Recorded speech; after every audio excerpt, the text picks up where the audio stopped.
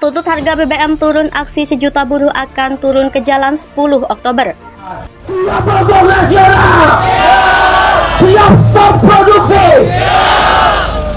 Ada 40 elemen buruh yang tergabung telah menyepakati bahwa pada tanggal 10 Oktober 2022 kami dari Aliansi Aksi Juta Buruh akan turun unjuk rasa besar-besaran ya, dengan tuntutan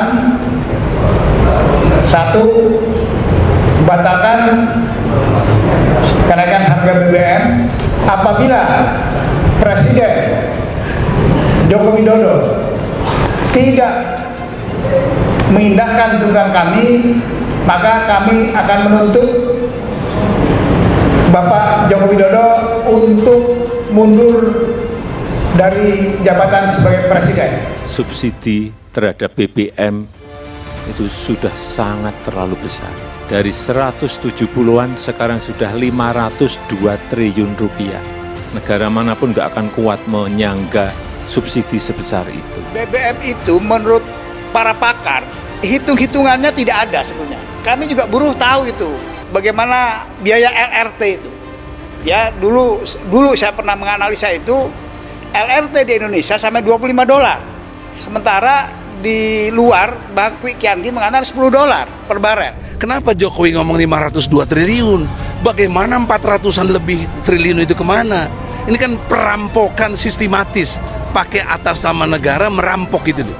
Nah, subsidi 502 triliun itu jelas-jelas kebohongan, karena di alam APBN itu tidak ada nomenklatur subsidi BBM 502 triliun. Yang ada adalah 200 triliun itu terkait subsidi energi, sudah meliputi BBM, LPG dan juga listrik. Dan memang ada kewajiban pemerintah yang lalai ditunaikan kepada PLN dan juga Pertamina, yakni kewajiban membayar kompensasi kepada 2 BUMN. Jadi kalau sekarang dengan berita buruk yang diterangkan oleh 5 orang ini, kita justru harus gembira.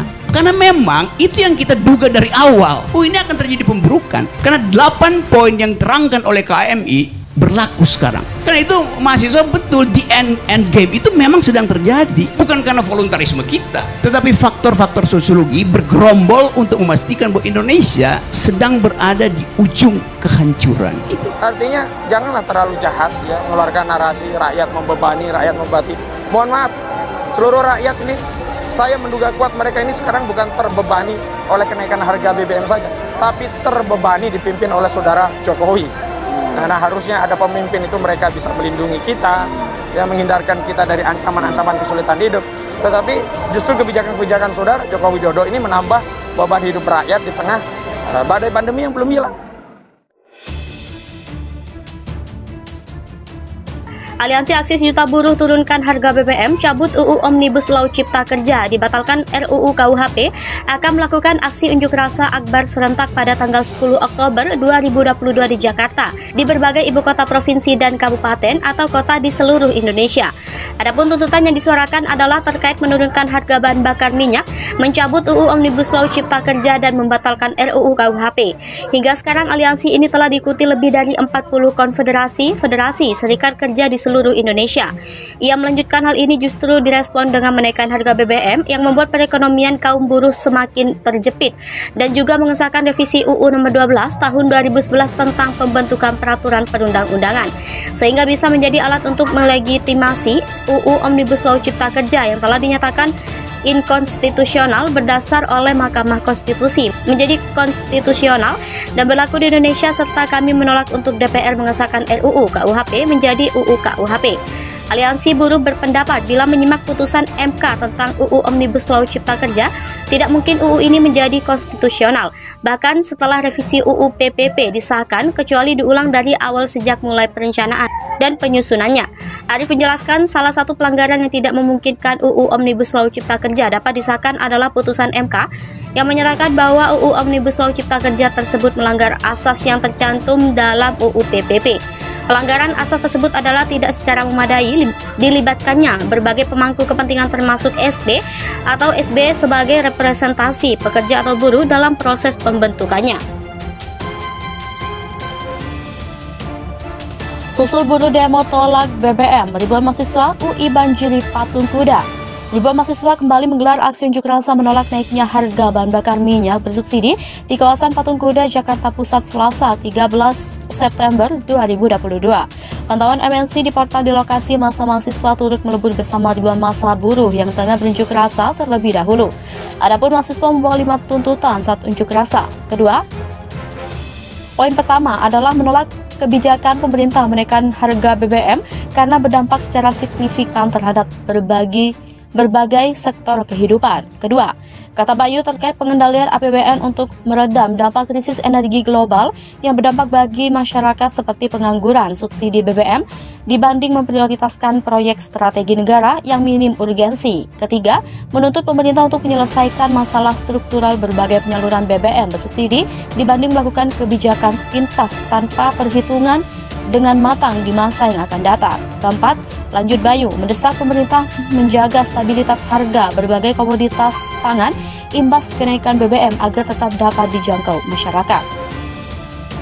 Terakhir adalah meminta pemerintah menyalurkan bantuan kepada masyarakat miskin terdampak secara efektif dengan melakukan berbagai pembenahan struktural. Diketahui, ribuan massa mahasiswa unjuk rasa tolak kenaikan harga BBM dari berbagai kampus mulai memenuhi Patung Kuda, Jalan Medan Merdeka Barat, Jakarta Pusat. Pantauan di lokasi, massa mahasiswa membawa spanduk dan poster bertuliskan kalimat bertemakan tolak kenaikan harga BBM. Mahasiswa datang sekitar pukul 15.00 WIB. Kampus yang teridentifikasi sementara berasal dari Universitas Esa Unggul, Universitas Bung Karno, Universitas Islam Negeri Jakarta, USNI, Universitas Indonesia, Universitas Muhammadiyah Dr. Hamka, Universitas Pembangunan Nasional, Universitas Asy-Syafi'iyah, Universitas Trilogi, Universitas Budi Luhur, Universitas Mercu Buana, dan Universitas Trisakti. Tenaga ahli utama kantor staf Presiden Ali Muhtar Ngabalin akan bicara mengenai banyaknya tudingan yang menyebut bahwa Jokowi sengaja menghindar atau kabur dari istana setiap kali ada demonstrasi yang dilakukan sejumlah kelompok masyarakat. Menurut Ngabalin, tudingan itu merupakan fitnah. Ngabalin menjelaskan agenda Presiden Jokowi untuk ke daerah maupun ke sejumlah tempat merupakan agenda yang telah disusun lama, sehingga tidak ada kesengajaan dari Presiden untuk menghindari adanya demo massa. Demo buruh tolak kenaikan harga BBM menurutnya, meskipun Presiden Jokowi sedang tidak berada di istana kepresidenan, namun para staf presiden tetap berada di istana. Para staf kepresidenan siap untuk menerima aspirasi dari masyarakat yang melakukan aksi unjuk rasa.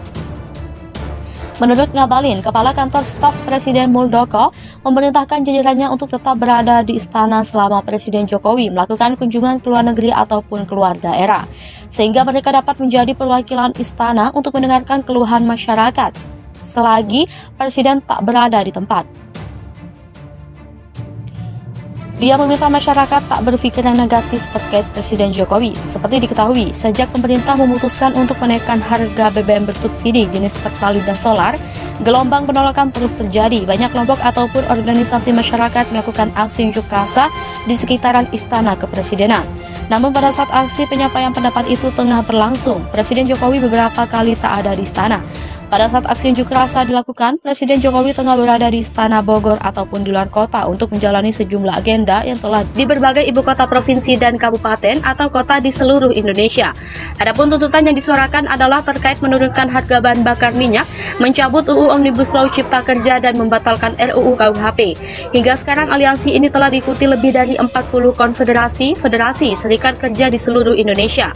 Ia melanjutkan hal ini justru direspon dengan menaikkan harga BBM yang membuat perekonomian kaum buruh semakin terjepit, dan juga mengesahkan revisi UU nomor 12 tahun 2011 tentang pembentukan peraturan perundang-undangan, sehingga bisa menjadi alat untuk melegitimasi UU Omnibus Law Cipta Kerja yang telah dinyatakan inkonstitusional berdasar oleh Mahkamah Konstitusi menjadi konstitusional dan berlaku di Indonesia, serta kami menolak untuk DPR mengesahkan RUU KUHP menjadi UU KUHP.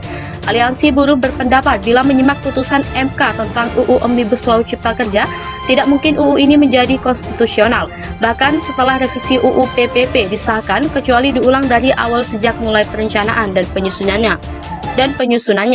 Arief menjelaskan salah satu pelanggaran yang tidak memungkinkan UU Omnibus Law Cipta Kerja dapat disahkan adalah putusan MK yang menyatakan bahwa UU Omnibus Law Cipta Kerja tersebut melanggar asas yang tercantum dalam UU PPP. Pelanggaran asas tersebut adalah tidak secara memadai dilibatkannya berbagai pemangku kepentingan termasuk SB atau SB sebagai representasi pekerja atau buruh dalam proses pembentukannya.